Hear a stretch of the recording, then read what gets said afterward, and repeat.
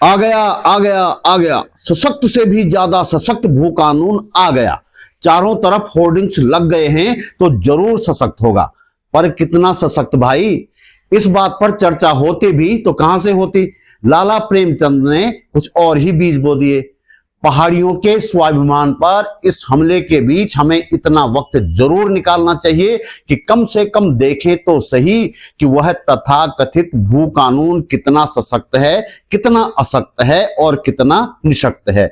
वैसे कुछ लोग बता रहे हैं कि भू कानून को लेकर इतने सालों से जो पहाड़ खोदा जा रहा था उसमें सिर्फ एक चूहिया निकली है और वो भी मरी हुई है। मतलब भू कानून के नाम पर सिर्फ पहाड़ियों को बेवकूफ बनाया गया है। उत्तराखंड के चर्चित एक्टिविस्ट और सीपीआई माले के राज्य सचिव इंद्रेश मैखुरी ने इस तथाकथित सशक्त भू कानून के एक एक पहलू पर हमसे बात की। वे इस कानून को कानून ही मानने के लिए तैयार नहीं है। उनका तर्क है कि यह दरअसल कोई कानून है ही नहीं, सिर्फ हवाबाजी है। वीडियो बहुत महत्वपूर्ण है, अंत तक जरूर देखिएगा।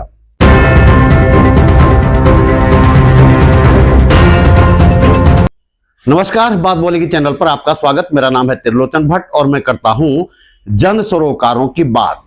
मैं सीधे ले चलता हूं आपको इंद्रेश मैखुरी के पास और समझते हैं कि पुष्कर सिंह धामी के सशक्त भू कानून में क्या क्या सशक्त है। मैखुरी जी, बात बोलेगी में आपका स्वागत। धन्यवाद। तो सशक्त भू कानून आ गया है, कोई गिला शिकवा इसमें? देखिए, सशक्त भू कानून इसको ऐसे कहा जा रहा है जैसे आमतौर पर जब लोग मुख्यमंत्री का जिक्र करते हैं तो कहते हैं यशस्वी मुख्यमंत्री, कहते हैं लोकप्रिय विधायक। तो उसी तरह से लगता है कि सशक्त इसके नाम के आगे लगना अनिवार्य है। तो एक तो पहली बात इसमें जो है कि सशक्त और अशक्त निशक्त तो बाद में बात होगी जी। ये अपने आप में कोई पूरा कानून ही नहीं है। अच्छा जी, ये तो सिर्फ जो पुराना कानून है उसमें 2 या 3 संशोधन मात्र है जी। और अगर इसको थोड़ा फैक्चुअली समझना हो तो आप समझिए कि इसमें पहला जो धारा है जी। 2 चीजें मैं आपको पढ़ के सुना देता हूं इसमें से, तो इससे बहुत क्लियर हो जाएगा कि मैं क्यों कह रहा हूं इसमें। कि पहला जो तो ऊपर लिखा है, उत्तर प्रदेश जमींदारी विनाश और भूमि व्यवस्था अधिनियम 1950, उत्तर प्रदेश अधिनियम संख्या 1 वर्ष 1951, अनुकूलन एवं उपांतरण आदेश 2001 में उत्तराखंड राज्य के परिप्रेक्ष्य में अग्रेतर संशोधन के लिए। ठीक। और इसका जो पहली धारा है वो कहती है, इस अधिनियम का संक्षिप्त नाम उत्तराखंड उत्तर प्रदेश जमींदारी विनाश और भूमि व्यवस्था अधिनियम 1950 संशोधन अधिनियम 2025 है। ठीक। तो इसलिए कोई भूमि का कानून नहीं बना, बल्कि जो पहले से मौजूद कानून है उसमें थोड़ा संशोधन, उसमें कुछ 2 धाराओं में 3 धाराओं में संशोधन हुआ, इतना ही हुआ है। जो पहले भी होता रहा, जो पहले कई बार हो गया, जो पहले भी होता रहा है, जो 2003 में भी हुआ, 2007 में भी हुआ, 2017 में भी हुआ, 2018 में भी हुआ। तो इस तरह से कोई सशक्त अशक्त निशक्त कोई भू कानून कुछ नहीं बना, पुराने कानून में संशोधन हुआ, ये पहली बात। ठीक। और ये जो कह रहे हैं कि अब जमीनें बच जाएंगी, अब कोई नहीं खरीद पाएगा और अब ये हो जाएगा सो हो जाएगा, तो इसमें कितनी सच्चाई है? वास्तव में क्या इस कानून के बाद, इस संशोधन के बाद हमारी पहाड़ों की जो जमीनें जिनके लिए हम संघर्ष करते रहे हैं कि धन्ना सेठों के हाथों में सारे के सारे पहाड़ नदियों के किनारे न चले जाएं, क्या वास्तव में अब ऐसा होने जा रहा है? देखिए, ये सारी बहस, जैसा आपने भी कहा कि 2018 में जब त्रिवेंद्र रावत जी मुख्यमंत्री थे तो पहले अक्टूबर 2018 में वो एक अध्यादेश लेकर के आए और फिर 4 से 6 दिसंबर 2018 को जब विधानसभा का सत्र हुआ तो उस विधानसभा के सत्र में वो संशोधन अधिनियम लेकर के आए। ठीक ऐसा ही संशोधन कानून, ठीक, जिसमें उन्होंने मोटे तौर पर 2 संशोधन किए।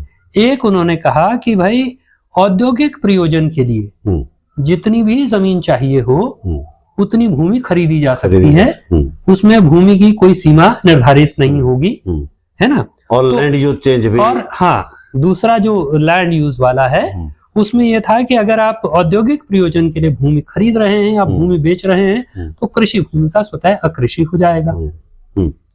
तो ये जो धारा थी उत्तर प्रदेश जमींदारी विनाश और भूमि सुधार अधिनियम 1950 में, वो धारा थी 154। ठीक। 154 में असल में ये उल्लेख है कि अधिकतम भूमि खरीद की सीमा क्या होगी। तो अधिकतम भूमि खरीद की सीमा 12.5 एकड़ है। ठीक। ये 1950 में उत्तर प्रदेश के कानून में है। वो आज भी है, वो आज भी मौजूद है। उसमें त्रिवेंद्र रावत जी 154 धारा में संशोधन करके 154(2) उन्होंने किया। 154(2) में उन्होंने ये प्रावधान कर दिया कि औद्योगिक प्रयोजन के लिए भूमि के खरीद की कोई सीमा नहीं रहेगी। कानूनी भाषा उसकी जो हो, लेकिन साधारण भाषा में उसको ऐसे ही समझते हैं। अब ये जो धामी जी ने पास करवाया है, तो उन्होंने 154(2) धारा खत्म की। ठीक। और 154(2) की जगह 154(2) का लेकर के आए। ठीक। और उसमें भी पुनः मामला यही है कि औद्योगिक प्रयोजन के लिए किस किस प्रयोजन के लिए आप भूमि खरीद सकते हैं, इसका उल्लेख है। इसके अलावा, उसका उल्लेख होने के अलावा जनहित के नाम पर भी भूमि ली जा सकती है ना। जनहित मतलब जनसाधारण के हित में। अब ये हॉस्पिटल और वो सब तो व्याख्यायित है, वो उसकी परिभाषा है, लेकिन जनसाधारण का हित क्या होगा ये परिभाषित नहीं है। तो जनसाधारण के हित में भी भूमि का अंतरण हो सकता है। भूमि अंतरण शब्द का प्रयोग इसमें किया गया है। लैंड ट्रांसफर मतलब जनहित के नाम पे भी एक विषयों के लिए किया जा सकता है। वो भी अगर आप चाहें तो मैं पढ़ सकता हूं आपके लिए। तो उसमें उन्होंने कहा कि भाई जो भूमि अंतरण है तो होटल, ठहरने के स्थान, अतिथि गृह, भोजनालय, मद्यशाला भी, सखनिज, झरना, मार्ग के सुविधाएं, सैरगाह के लिए यदि वो राज्य की पर्यटन नीति के अनुरूप हो, चिकित्सा तथा स्वास्थ्य संबंधी प्रयोजनों के लिए यदि वो उत्तराखंड के स्वास्थ्य तथा जनसंख्या नीति के अनुरूप हो, शिक्षा विभाग की संस्तुति पर शिक्षा के प्रयोजनों के लिए, सांस्कृतिक प्रयोजनों के लिए, है ना। उसके अलावा औद्योगिक इकाइयां स्थापित करने के प्रयोजनार्थ, उसके अलावा उद्यमों के संदर्भ में और भी कुछ कुछ श्रेणियां हैं। उसके अतिरिक्त भारत सरकार, राज्य सरकार की आवास नीति के अनुरूप किफायती आवासीय भवन, अफोर्डेबल हाउसिंग के लिए, खेल विभाग की नीति के अनुसार खेल प्रशिक्षण अकादमी, स्टेडियम इत्यादि के लिए, है ना। तो ये तमाम तरह के प्रयोजन इसमें हैं। ये जनहित के प्रयोजन। हाँ, ये इसके अतिरिक्त भी जनहित के किसी और प्रयोजन के लिए भी किया जा सकता है। तो इसके लिए इसमें बस 2 बात है कि एक तो उक्त प्रयोजन के लिए भूमि क्रय की अनुमति से पूर्व संबंधित विभाग निवेश की मात्रा, रोजगार सृजन और प्लांट एवं मशीनरी इत्यादि के परिप्रेक्ष्य में प्रस्ताव का आकलन करेंगे। ठीक। और उसके बाद भूमि का अनिवार्यता प्रमाण पत्र यानी लैंड एसेंशियलिटी सर्टिफिकेट देंगे, कितनी जमीन की आवश्यकता है। इसमें पेच ये है, ये कहा गया है कि ये भूमि का जो ट्रांसफर है, जो बदलाव है, वो बदलाव ये है कि ये लैंड का ट्रांसफर केवल उधम सिंह नगर और हरिद्वार जिलों में ही होगा। अच्छा। बाकी किसी और जिले में नहीं होगा। बाकी 11 जिलों में नहीं होगा। ये केवल इन 2 जिलों में होगा। तो इसमें पहला सवाल तो ये बनता है कि क्या उधम सिंह नगर और हरिद्वार में कृषि भूमि के संरक्षण की आवश्यकता नहीं है? क्या वहां जमीन की लूट की खुली छूट दे दी जानी चाहिए या होनी चाहिए? तो एक तो बात ये। लेकिन दूसरी बात ये है कि इसी में जो सबसे पहली बात है वो ये है कि ये जो कानून है ये शहरी निकायों के की सीमा से बाहर लागू होगा।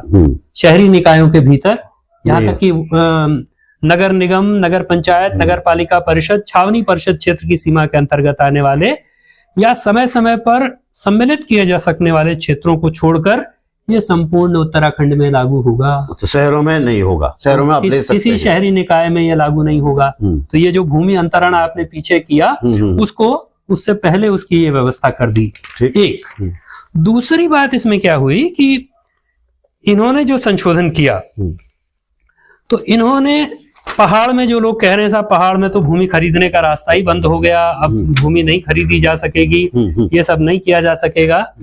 लेकिन इन्होंने क्या किया कि 156 एक धारा है, मूल अधिनियम की 156 धारा है। ठीक। तो मूल अधिनियम से और यहां तक आते आते इसमें जो विस्तार है असल में, अच्छा, जो सबसे बड़ी चतुराई है जिसको अभी तक लोगों ने पकड़ा नहीं, तो मूल अधिनियम में तो केवल 156 में 2 चीजों के लिए भूमि देने की व्यवस्था थी, लीज पर। अच्छा, 30 साल की लीज पर जमीनें देने का इंतजाम है जो पूरे राज्य में है। ठीक। जो 13 के 13 जिलों में है। दो चीजों में नहीं, नहीं, मूल अधिनियम में तो ये व्यवस्था थी, उसको मैं बाद में बताता हूँ, इससे थोड़ा कंफ्यूजन हो रहा है। अभी इन्होंने ये व्यवस्था की कि लीज पर भूमि, एक धारा 156 में संशोधन करके लीज पर 30 साल के लिए जमीन दी जा सकती है पूरे पर्वतीय क्षेत्र में कहीं भी। ठीक। और उसमें जो किन किन चीजों के लिए दी जा सकती है, तो कृषि के लिए, बागवानी के लिए, जड़ी बूटी उत्पादन, बेमौसमी सब्जियां, औषधीय पादपों एवं सुगंधित पुष्पों, मसालों का उत्पादन, वृक्षारोपण, पशुपालन, दुग्ध उत्पादन, मुर्गी पालन, पशुधन प्रजनन, मधुमक्खी पालन, मत्स्य पालन, कृषि एवं फल प्रसंस्करण, चाय बगान एवं प्रसंस्करण, वैकल्पिक ऊर्जा की परियोजनाओं के लिए किसी व्यक्ति, संस्था, समिति, न्यास, फर्म, कंपनी एवं स्वयं सहायता समूह को भूमि पट्टे पर शर्तें निर्धारित करते हुए पट्टा किराया सहित अधिकतम 30 वर्षों के लिए दी जाएगी। मतलब कोई भी धन्ना सेठ इन मदों में कहीं भी 30 साल के लिए जमीन पर ले सकता है, पूरे पहाड़ में जमीन खरीद ले सकता है।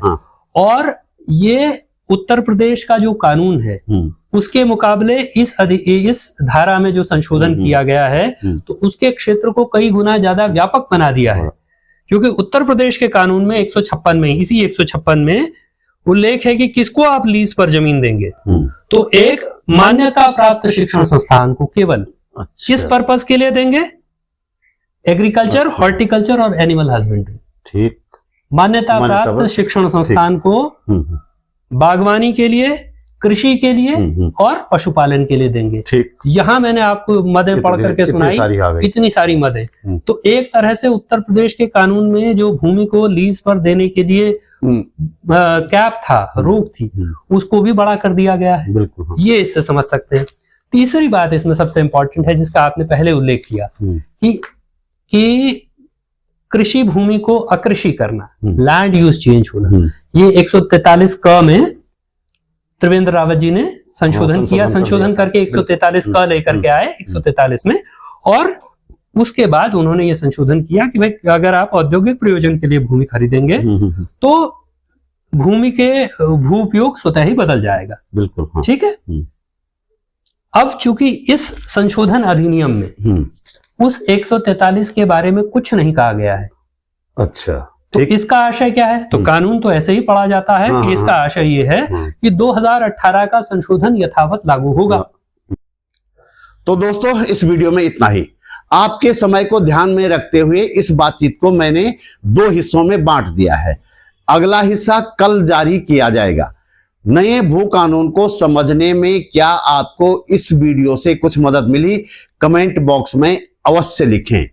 आप महसूस करते हैं कि इस वीडियो को बनाने में मैंने थोड़ी बहुत मेहनत की है और आपको इससे कुछ काम की जानकारी मिली है, तो वीडियो को लाइक करें, कमेंट करें और अपने दोस्तों के साथ शेयर भी करें।